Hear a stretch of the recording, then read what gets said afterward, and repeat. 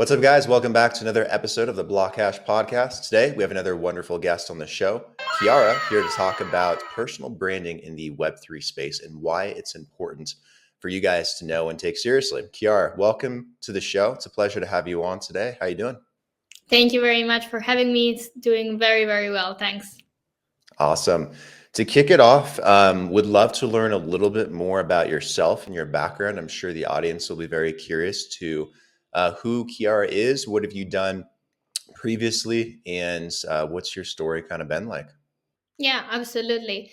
Well, where to start? I think I started in marketing. So about 7 years ago, really like with traditional marketing. I was on one hand focusing more on traditional marketing for companies, and on the other hand, I've always had this more entrepreneurial aspect within myself, really trying to um, get myself established in the digital space. So I started to create a lot of different reels on Instagram and on TikTok about Web3, about AI, about business communication, about personal branding. I really tried a lot of different things. I'll tell you more about that later.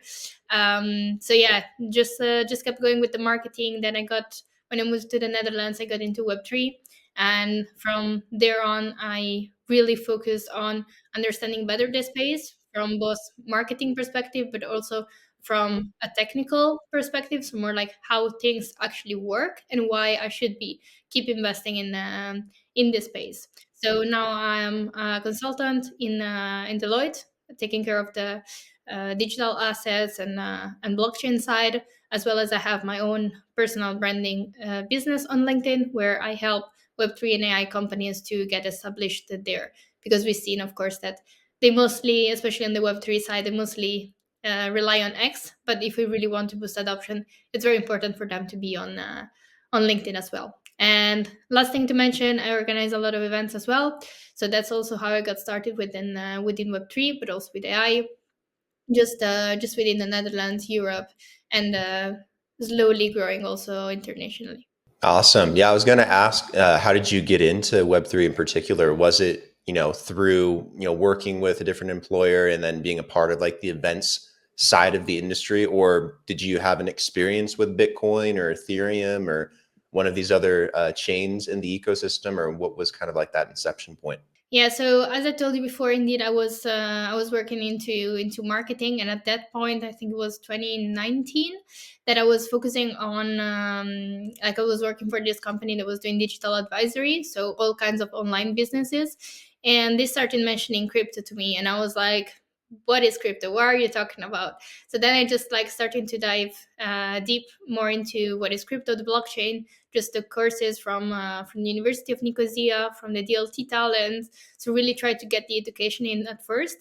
And that's also when I joined the Blockchain Foundation. So the Blockchain Foundation is an organization in the Netherlands that groups together more than 100 Web3 startups. So now I started working there as a head of marketing. So I immediately got in the more tech savvy side, like the degen side, where everyone was talking very deeply about building on chain, what were the opportunities there.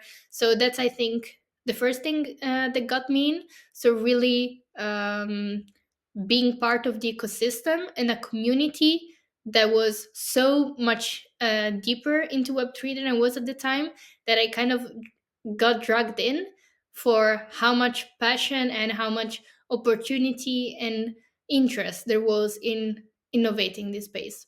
And on the other hand, I think more of a indeed like personal interest. So the more I started understanding more how the technology works, I think I got more interested into the technology side. So the blockchain aspect and all kind of use cases that you could have with that, more than the Bitcoin crypto only.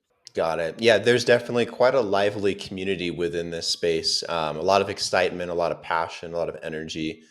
It's definitely, I think, also important for a lot of these companies and projects to connect really well with those communities because it's such a important part compared to other industries.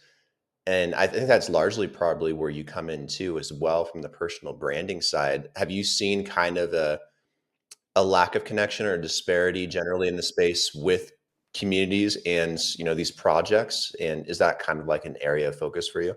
Yeah, absolutely. And I think that for me was it really started as a personal discovery journey. So like I started with posting more on LinkedIn just about what I was doing there, and I saw that it had tremendous benefits on the type of exposure that I was getting in real life.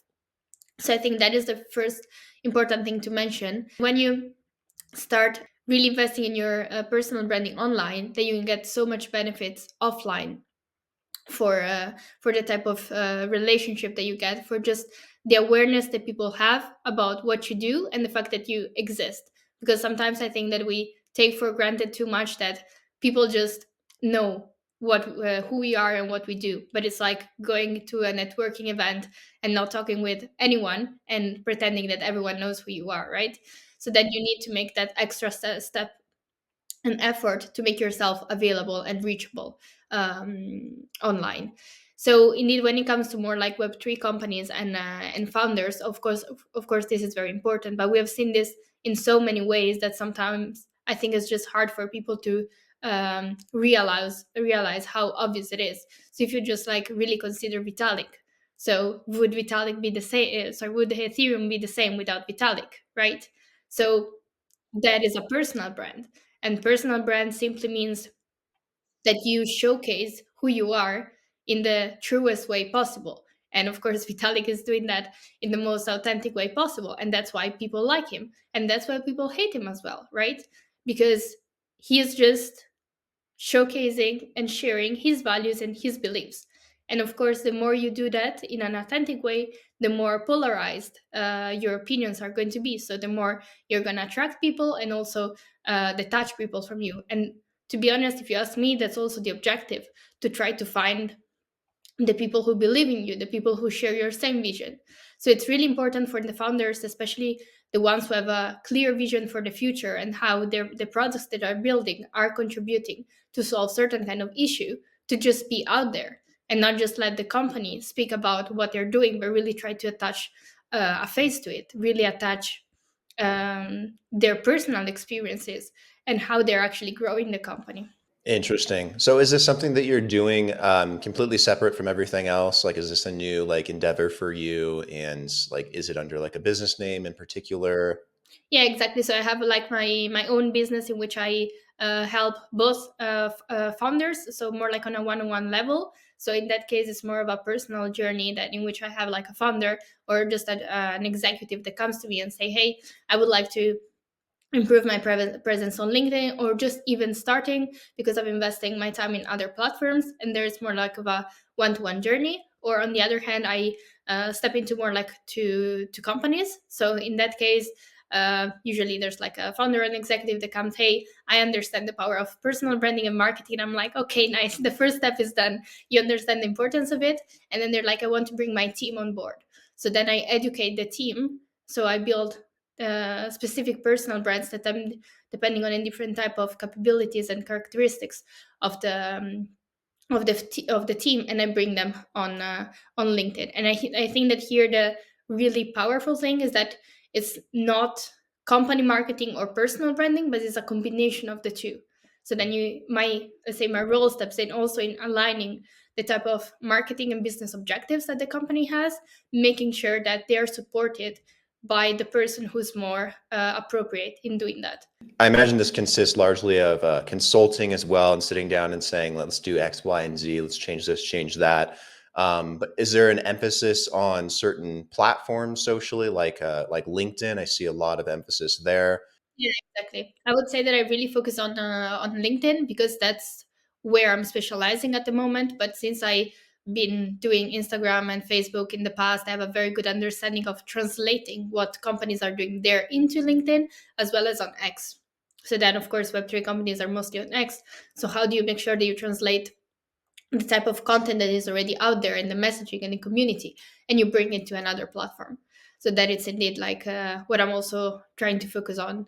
Awesome. Yeah, I see a lot of the Web3 industry on X. Obviously, it's coins, crypto Twitter, but I've seen a lot of it growing quite rapidly on LinkedIn too. Like, do you see kind of that angle there where Web3 has a huge opportunity to also kind of burst on the scene on LinkedIn, and that being a really solid place for people to build that personal branding foundation. Yeah, absolutely. I think that it really depends on the type of objectives that a company has as well. So I would say that if your company is purely your company's target audience is purely degens, then I would say that indeed you cannot live without X, because that's where degens are. But if your product is aimed at solving real life problems that every person may face. So you're not requiring a person to have any kind of Web3 knowledge to access your products. Then it's important to be also in more mainstream, traditional media.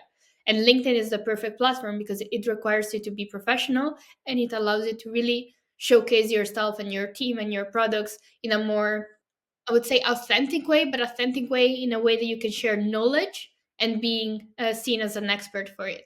Well, I would say that, for example, on Instagram and TikTok and so on, there's more like entertainment side, update side. Well, LinkedIn is really for knowledge depth type of topics as well. So indeed, like I've seen a lot of people growing on in Web3 on LinkedIn, and I think that where we are really going to see LinkedIn growing in the next years as well, it's rewarding all those experts in specific niches.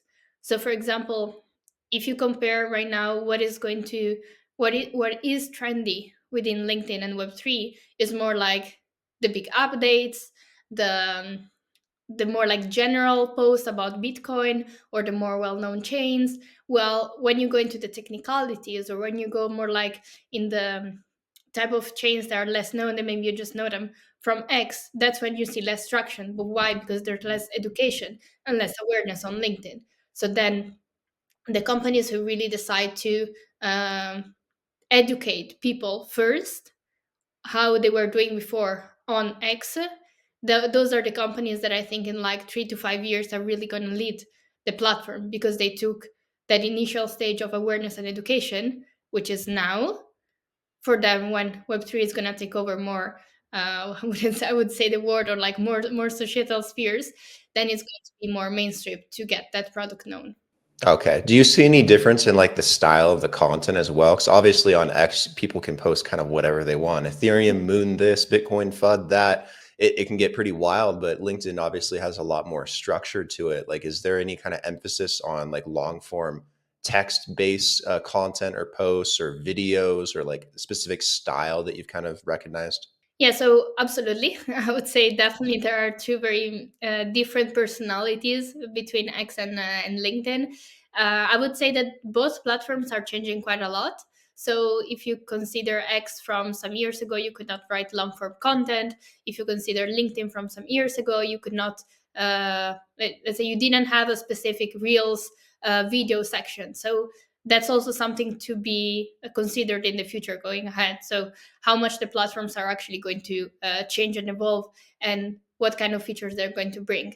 But in terms of type of style, I would really say that indeed LinkedIn requires you to be more knowledge depth in order to be followed. And I really hope that this is something that is going to stay relevant in the future, because I'm not too happy about the fact that they added the real section as Instagram and Meta, because this allows less, let's say, more entertainment and less knowledge depth content, while I'm very big fan of more knowledge based content.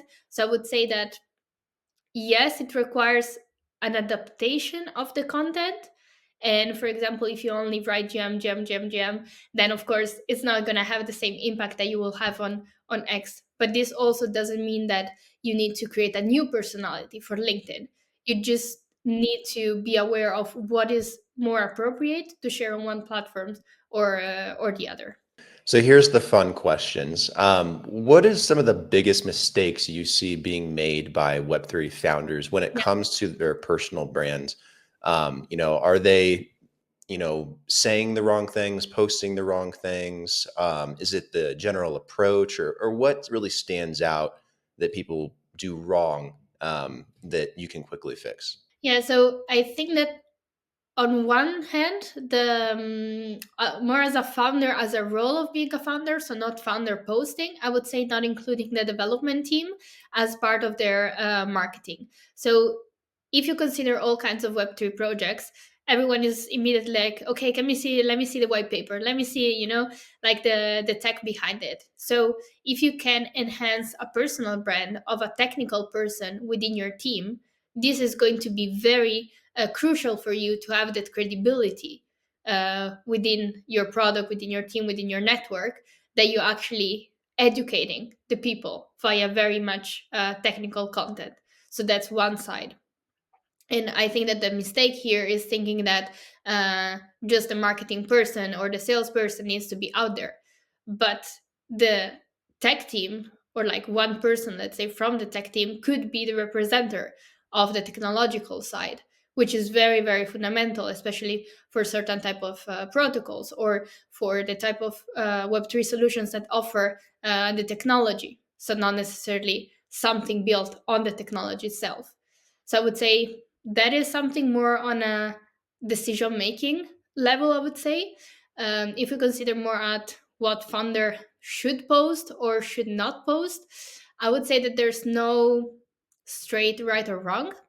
I would say that one of the biggest mistakes is indeed using AI a little bit too much, that then everyone becomes the same. So I think it comes with knowing exactly what you want to get out of it. So knowing what you want to be known for. Do you want to be known for being an expert within Web3, or just being a founder or serial entrepreneur? And based on that personality, you're going to structure your content topics and your content subtopics in a way that supports the type of business and marketing objectives that you have. So let's say having unclear why are you even on that platform, that could really make you spend a lot of efforts in posting content but without getting a lot of results. So you need to have that reasoning clear. And then of course I think that not necessarily a mistake but more of a concern is the time spent, because of course founders don't have so much time to spend on LinkedIn creating posts. So the question comes on how can you make use of your marketing team as good as possible to help you with creating content. And sometimes I see that there's some miscommunication between the two, or misalignment or expectations, which once again goes with, is there been a brief study about why are you even on this platform? What do we want to get out of it? Am I just going to post content out there, or I really want to be seen as XYZ and be noticed by a certain amount of people? And then what would you say would be the most important thing someone could do today to improve their personal branding? Now, this could be content based, this could be SEO and discoverability, how they lay out their profiles. It could be their profile picture and their headshot. What would you say would make the biggest impact if they could do something today? Yeah, so I would say two things, but I will start with the first one. So the first one is really the profile optimization, because these two things are kind of chicken and egg. So the first thing is indeed the profile optimization, because if people go to your profile and it's not clear what they can get out of you, then it's really hard for them to follow you or stick with you. So it's really important that you optimize your profile with your banner, with your profile picture, with your header, with your about me section featured, and so on and so on. That it's clear and coherent, that is delivering one main message first, and second, that it's clear what kind of value you're adding to the platform or to the person who's about to follow you or send you a message. So that is one thing. The second thing, of course, is content, because you need to be out there, you need to be found, you need to make yourself appealing. So if you're not creating content and just waiting for someone to find your profile, then it's way harder for people to just be convinced that you're a thought leader or that you're actually active. But why do I say that it's a chicken and egg thing? Because if you create content but then people go to your profile and they see mismatch between the different part that is not coherent, that is not clear, what is the value that you're adding me, that people are going to like your post but they're not going to follow you, and vice versa. So you may have a perfect profile but they have nothing to do with your profile, because you don't post, you don't have links, you don't have call to actions. So what am I going to do? I'm just going to add you to my network, fine, but you're not going to see that change and that results that you want to get out of the platform. Okay, very interesting. And then have you, when working with any of your clients and people you've helped, what have you learned in particular? Like, is there anything that's kind of stood out that maybe you've kind of learned throughout the process? I speak to Web3 founders and executives all the time, and I'll tell you they're very, very different. Some are very full on degen, some are very, nerdy and in the weeds and are like development minded, and others are very entrepreneurial. Some are soft spoken, some are very outgoing. I imagine you've noticed that too. It can be quite a varied. But what have you kind of learned from your own experience about some of these people, and some interesting things that maybe would also help them from that experience? Yeah. Yeah. So I think that something that always makes me laugh is the fact that by being an entrepreneur, right? So like founding a startup, especially early stage ones, you're kind of you kind of know the type of mindset that you have to have, right? So you need to grind, you need to just go through some periods where you may not see results, and so on and so on. So more this type of mindset. So when they apply it to their business, it works. When they translate this into content creation, they expect results immediately. But that's not how it works. That's exactly the type of mindset that you have when building your startup. You may invest in it for a certain period of time. You don't get results, or you see low results till it kicks in, and then it's exponential. So that is one thing. And usually people really struggle in the consistency side. So they're not consistent enough, or they set evaluation period to evaluate whether their content strategy has been working out or not, too short in time. Because and they don't even let the platform, the algorithm, and people find them and evaluate their content. So I would say that something that it's always really funny is in like the mindset and the consistency aspect. And the other thing that I learned, for example, question that they ask oftentimes is like, what my first post is going to be about. Like with the thinking and with the reasoning that that first post is going to change the entire content strategy, but you never know who's actually going to see that post, if it's going to be 50 people or 100 people or 2 million people. And that is the same reasoning for the second post. You just don't know who exactly you're going to reach, because the algorithm and all the other factors that comes between. So I think that they're more like little worries, or like little bias that founders usually have, that they're gonna compromise just the act of creating content. And another thing, it can be also the I don't want to put my face out there because it's cringe, because I want to be the founder who's all in the back and hidden. Fine, I do understand that it's not necessary, but what is really the thought process that you have with sharing yourself? Is it just coming from an era of uncomfort, like from discomfort, an era from feeling cringe, or do you actually have a proper reasoning where you're like, okay, I've evaluated both opportunities, I would be fine, but I decide not to? So once again, it comes back more like on the mindset side. I think that when it comes to personal branding, it's not just I tell you what to post, but it's also what I said at the beginning. So like a personal discovery journey, when you're like, okay, I need to work on others skills within my mindset in order to actually be authentic and make it out there. Yeah, those are good points. Personal branding is something that is, something based in consistency. You're not going to post something or even five different things over the course of a week, and then everyone's going to be like, "Oh my gosh, he's a whole new person." Yeah. It takes time for people to pick up on those things, and for algorithms to pick it up, and people you're trying to reach to really, have that effect. So I think it's a Yeah. misnomer I that, had another thing that just came to mind. yeah, Yeah, I think that's something that also I got to learn really just by talking with clients, is the perception that they have about personal branding. So they're always like, okay, what kind of personality are you gonna create? So like they think that they need to create someone else that is going to be their portrayal, like the portrait of themselves online. But it's not that you need to detach from yourself and create someone else. You just literally need to portray what you do and how you behave in real life, also online. So otherwise it comes that basically you end up creating a profile for someone else, and that's why it becomes super hard to do content creation. Because it really feels that you're the social media manager of someone else, right? That you created, that you fiction in your mind.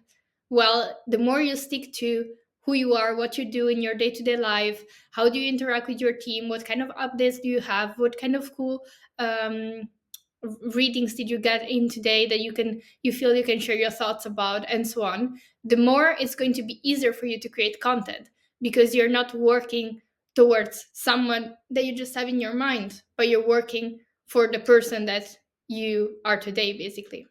Yeah, it's an interesting thing in this space. There's a lot of individuals that don't want to like fully dox themselves, or they don't want to put themselves fully online, but they still want to have like a personal branding presence. And it's kind of awkward because how can you do that if you don't put yourself online? But is there a way to do that where, you can kind of stay behind the scenes and maybe you can have like an online persona and then just build around that persona essentially? Like you're creating like this avatar that like represents you, but not having to necessarily say, hey, this is me, this is my life, and this is what I think.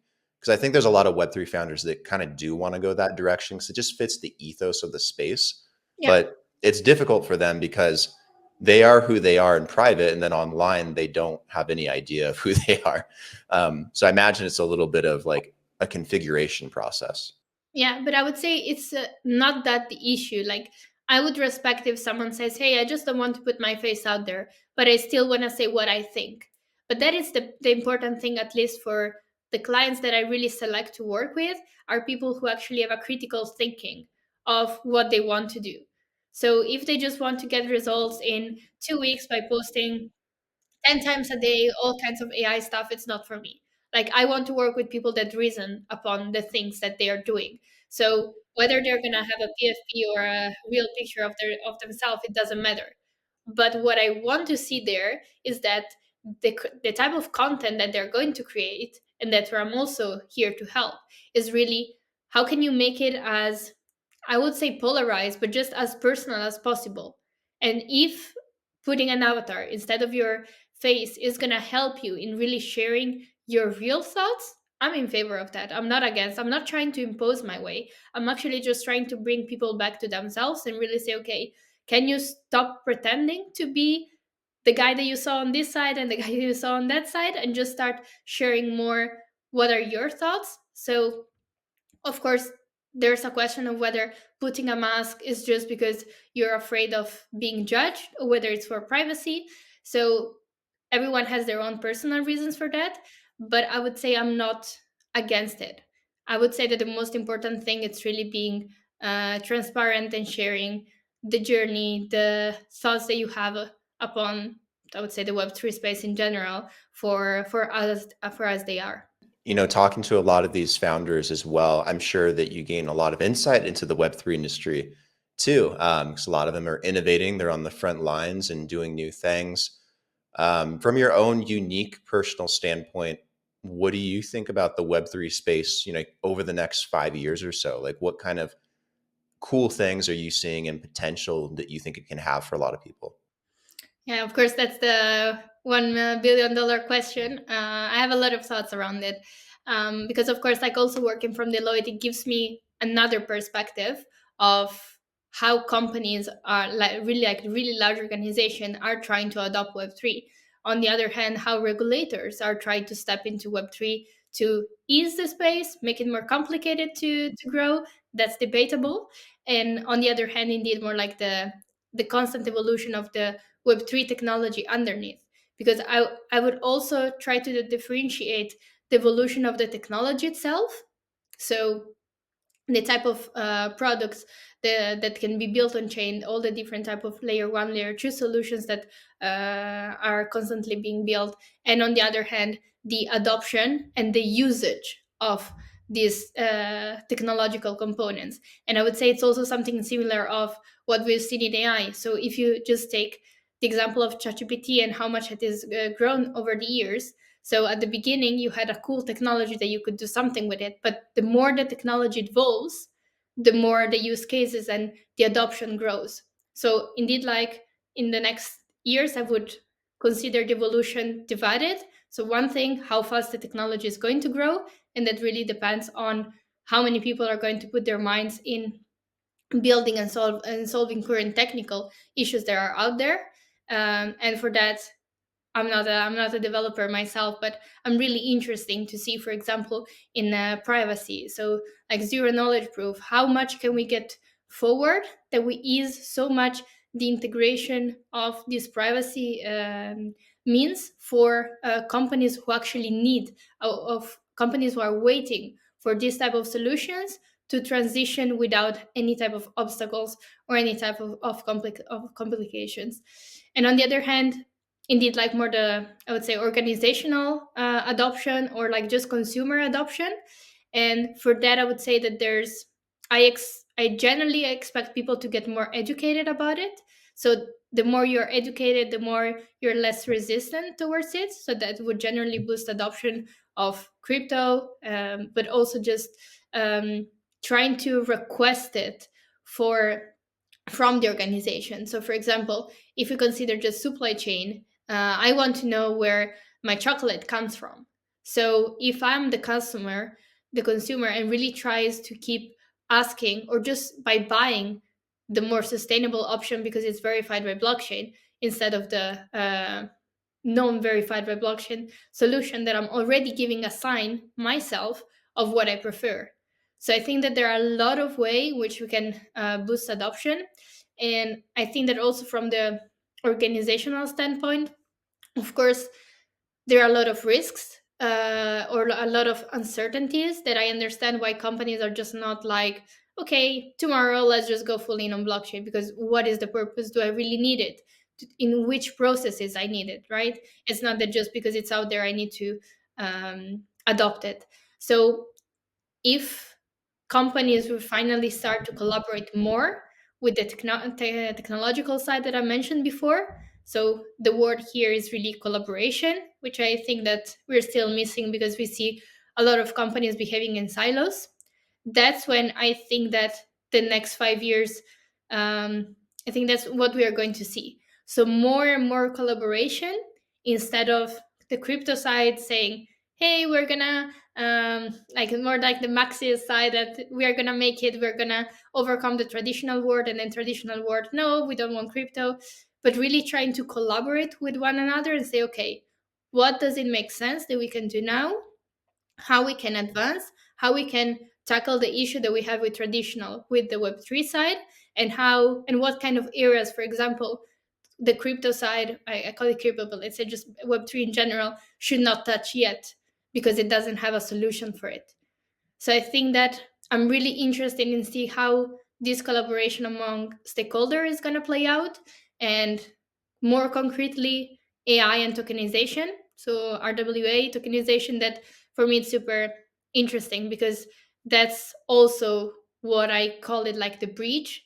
So how can we bring tokenization and different usages of the value that can be created from the current assets that we have in real world to the online world to try to find secondary markets or new ways of value distribution.